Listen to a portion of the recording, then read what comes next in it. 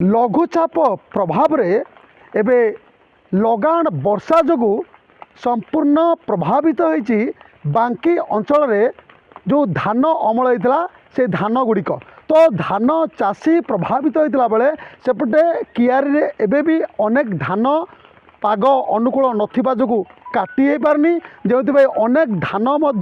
कियार रे पड़ी से गजा हबार संभावना रही सेपटे जदि कहबा अनेक धान चाषी मैंने काटी निजर खोला बाड़ी गदाई जो धान एबे खोला आकाश तले पड़ी आप देखुवे से स्पष्ट चित्र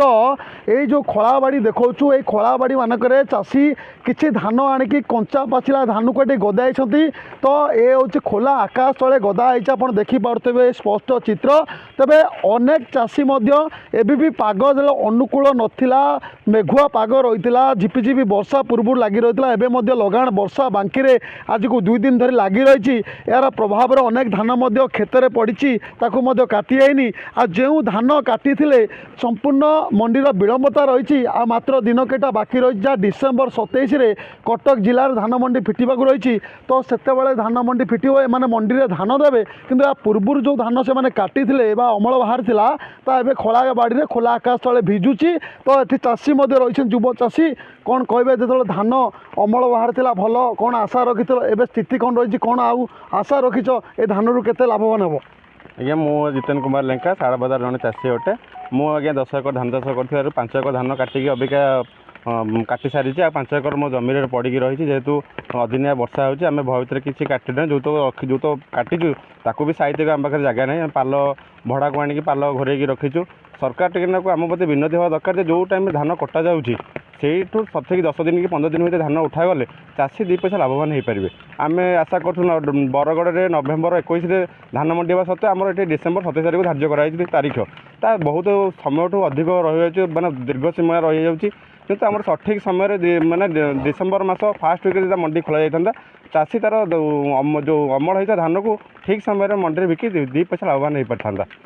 सीधा सड़क चाषी प्रतिक्रिया शुणुते कौन कहे भाई आम देखुँ आपड़ ये धान मंडी की जो आसवा कथा मंडी विलंबता रही आपड़ खोला बाड़ी धान को गदाई रखिंट तो धान रु कौन आशा रखिंट के लाभांश पाइबे ना क्षति सहे क्षति तो निश्चित आज्ञा हम लाभ हबार चान्स ना कौन करिया वर्षा सकाशे तो सब आमर क्षति हो धान कटाई आमर गहिर बर्तमान सुधा पड़ी एपर्त आसीपार जहाँ आनी ता भी सुरक्षित रखिपारुन वर्षा बांकी के दिन धरिक है आशा कौन रखी मंडी के फिटुची आ कौन भी परिवार भरण पोषण के चिंता कर 19 तारीख वर्षा आज्ञा लगी रहा 19 20 21 आज 3 दिन वर्षा है धान तो सब भिजुची करूँ कौन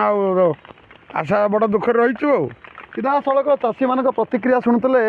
कि भाव जो धान खोल धान गुड़िक गदाई आप देखिपे ये हूँ तार ग्राउंड जीरो चित्र तो ये जदि धान ये गदाई सारा बांकी जो चाषी मैंने ये जो धान चाष करते खरीफ मंडी में धान निजर विक्रय करेंगे जो मंडी विलंबता रही जहाँ डिसेम्बर 27 मंडी फिटिब बोली सरकार घोषणा कर देखिपे स्पष्ट चित्र संपूर्ण मंडी में धान आसवा पूर्व मंडी को संपूर्ण खोला बाड़ी कि धान गदाई पड़ी यही जो स्पष्ट चित्र देखुं ये संपूर्ण तले धान गदा हो गोटे पाल घोड़ा जा सुरक्षा देती किंतु यह वर्षा छाड़ा पर जना पड़ी वास्तविक धान के सुरक्षित रही ना धान गजा पलटि तो ये चित्र देखुले ये हूँ ग्राउंड जीरो चित्र एवं भी वर्षा पकाउछ वर्षा मध्य आम खबर प्रसारण करुँ सरकार दृष्टि को आने को चेष्टा करुँ जितेबाला ये लगाण वर्षा चली जो प्राकृतिक परिवेश बा प्रकृति जितेबाला तार कराल रूप देखा दीर्घ 3 दिन धरी बांकी संपूर्ण वर्षा लगी रही लघुचाप प्रभाव में तो केउंटी ना केउंटी धान चाषी संपूर्ण बांकी प्रभावित होती अन्यपटे कहवा अनेक धान खेत बाड़ी पड़ रही कटा जा पारनी जो धान गुड़ी कटा जाता खोला बाड़ी पड़ रही एमानकर दाबी रोला विभिन्न समय जो बरगढ़ में मंडी समय फिटुची कहीं कटक जिले में विलंब रोचे जदिव कटक जिले में विलंबता मंडी रोचे जो आज यही सब प्राकृतिक विपर्य सामना करा पड़ी चाषी को तो आगू चाषी को यथा संभव जो सहायतार आवश्यकता रही सरकार हाथ बढ़े बोली एठाकर चाषी मैंने आशावादी कटक जिला बांकी अंचल मनोज कुमार दले नक्षत्र न्यूज।